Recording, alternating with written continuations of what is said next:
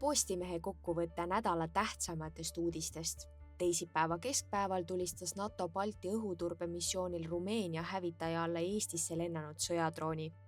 Kohus mõistis Kalle Laaneti kelmussüüdistuses õigeks, kuid prokuratuur kaebab tõenäoliselt otsuse edasi. Telefonipetturid varastasid Eesti Kunstnike Liidult 700 000 eurot.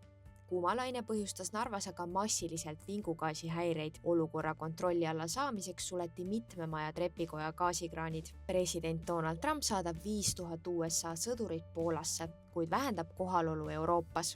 Saksamaa jalgpalli Bundesliga lõppenud hooajal 15. kohaga lõpetanud Bremeni Werder teatas, et klubi uus esiväravavaht on Eesti koondislane Karl Jakob Hein. Eesti jalgpallikoondise kapten Karol Mets, kes mängis viimased 3,5 aastat Saksamaal, teatas, et lõppenud hooaeg jäi selles klubis aga viimaseks. Loe neid ja kõiki teisi uudiseid Postimehe veebist reklaamivabalt.